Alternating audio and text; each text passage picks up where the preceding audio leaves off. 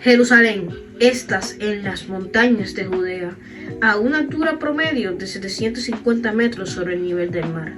La antigua ciudad de Jerusalén se asienta sobre dos colinas y entre tres valles. Uno, el Valle de Cedrón, que separa el Monte de los Olivos de Jerusalén. El Valle Central, por estar en el centro de la ciudad. El Valle de Ben Hinnom, Gai Ben Hinnom. Los tres se conectan entre sí al sur de las dos colinas, en el área donde estaba el estanque de Siloé. Los tres valles dibujan la forma de la letra Shin del alfabeto hebreo, la misma letra que conforma los nombres de Shalom, Jerusalén, Shua, y también uno de los santos nombres de Dios, Shaddai. La tradición judía adoptó Shin como la letra que representa el nombre de Dios. Pero lo más interesante es que Dios dijo de esta ciudad, Jerusalén, ciudad que yo me elegí para poner en ella mi nombre. Al este del Cedrón se encuentra el Monte de los Olivos, que es 100 metros más alto que Jerusalén. Jerusalén y el Monte de los Olivos no son desiertos, pero si nos paramos en la cima del Monte de los Olivos y miramos hacia el este, veremos el desierto de Judea, colinas peladas que descienden hacia el este desde una altura de 850 metros sobre el nivel del mar, hasta una altura de 430 metros bajo el nivel del mar, a una distancia de 30 kilómetros, donde se encuentra el Mar Muerto, el lugar más bajo del mundo. Jerusalén se menciona por primera vez en Génesis 14:18, en las historias del encuentro de Abraham con Melquisedec, rey de Salem, en el valle de Share, pero no con el nombre que conocemos hoy, sino simplemente Salem. De hecho, aparte de este versículo, Jerusalén no se menciona en los 5 primeros libros de la Biblia, sino hasta los del rey David, cuando Dios elige la ciudad como suya, unos 800 años después de los días de Abraham. Israel, que también se llama Shalem, una está cerca de Nablus, donde vivían Jacob y su familia, y la otra cerca de Enón, al sur de Beit y Seán, donde Juan bautizaba en el Jordán. Juan 3:23. Jerusalén, cuando dice en Salem se halla su santuario, en Sión está su morada. En hebreo, los sustantivos y los verbos están formados por raíces, normalmente de 3 letras. Cuando se toman en consideración la variación de las letras iniciales o finales del pueblo de posible crear un campo semántico diverso con un denominador común, cuenta menos adiciones tenga una palabra y sobre todo y solo tiene las letras de la raíz. Más cerca está esa palabra del concepto base a partir del cual se desarrollaron todas las demás palabras e ideas. En muchos casos, esta raíz representa un pensamiento abstracto. La palabra Salem, Shalem, que significa totalidad, entero o completo, solo contiene las letras de la raíz Shin, Lamed y Ben, de la que también derivan las palabras que detonan integridad y paz y shalom. En efecto, una persona íntegra es alguien de gran paz. Una persona llena de paz, la palabra pago, también se deriva de la misma raíz e indica que cuando se compra algo, el vendedor recibe algo a cambio. Pago completo o íntegro en Quiquetín a lo que ha vendido. En la cruz, Yeshua declaró la palabra Nishlam, normalmente traducido como consumando es. que procede de la raíz, que procede de la misma raíz. La raíz puede ayudar a comprender la profundidad del significado de esta exclamación. He completado la misión en toda su totalidad. La deuda está enteradamente pagada. He traído completa paz.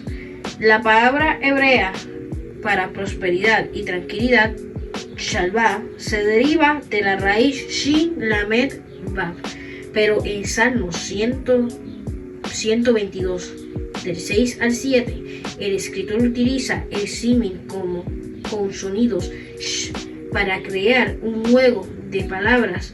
Pidamos por la paz de Jerusalén. Shahadu Shalom Yerushalayim, que vivían en paz de Yisroel. Los que te aman, que hayas paz, Shalom, dentro de tus murallas, seguridad, Shalva, en tus fortalezas. Los perseguimos, solían bendecir y la ciudad y ya.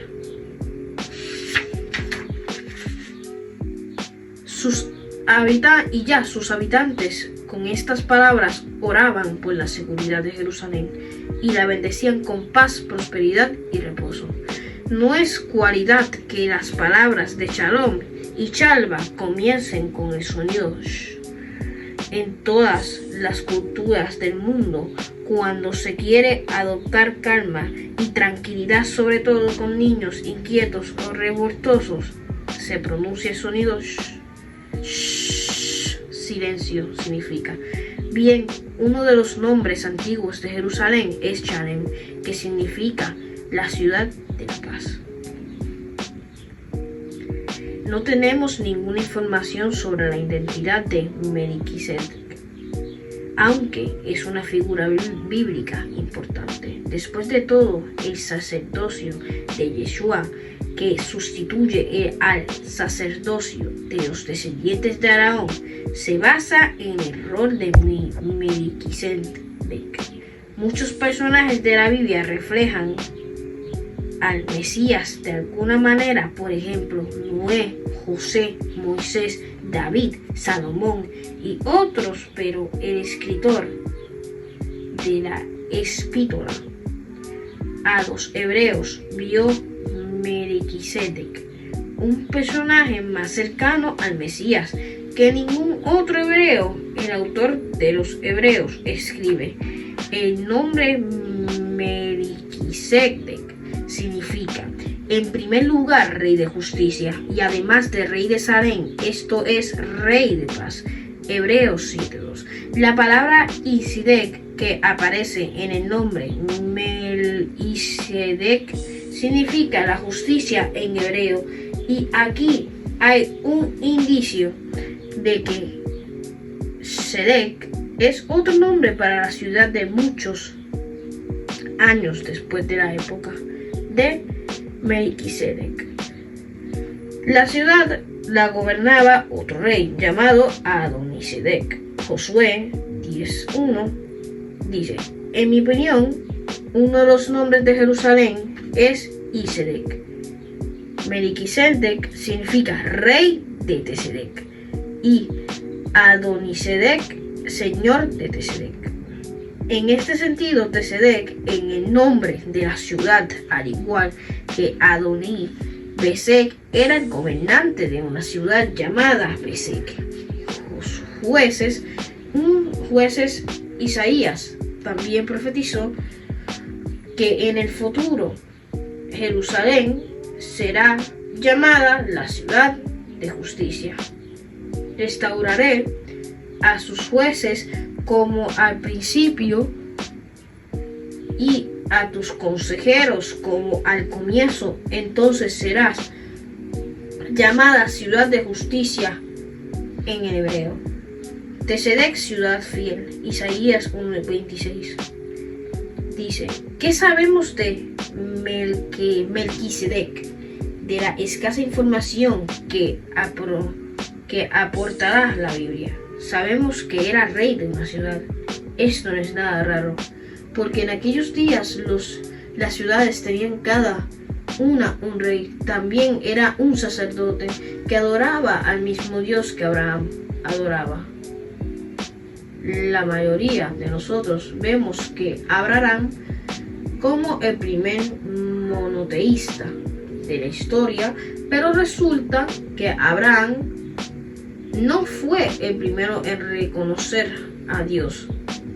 Melquisedec ya servía a Dios como un sacerdote, como una especie grande de Abraham, pero un sacerdote que adoraba a Dios necesitaba un lugar sagrado, si no era un templo, al menos un lugar de adoración o un altar. Si es así, es probable que la ciudad de Jerusalén, que en tiempos de Melquisedec se gadó al Dios supremo que más tarde se revelaría como el Dios de Israel.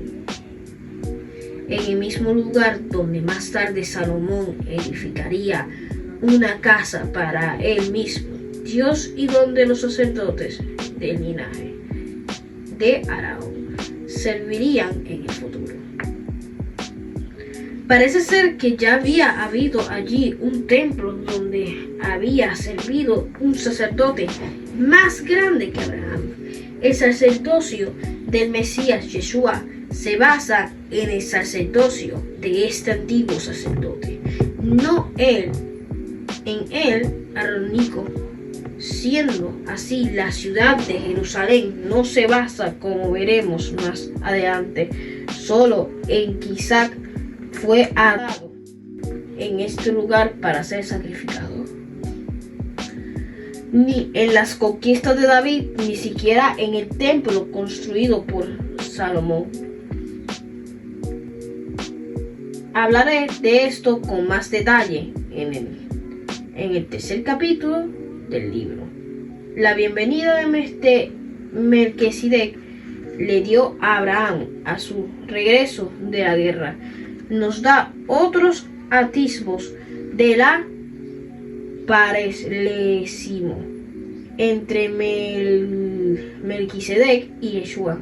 Abraham es el padre de la nación de Israel y de todos los creyentes, así como Melquisedec le ofreció a Abraham pan y vino en Salem, que es Jerusalén. Así también Yeshua ofrece pan, su carne, y vino, su sangre, a los descendientes de Abraham en Jerusalén, el lugar donde Isaac fue atado para ser sacrificado. Uno de los episodios más importantes de la narración bíblica es cuando Dios probó la fe de Abraham pidiéndole que sacrificara a su hijo.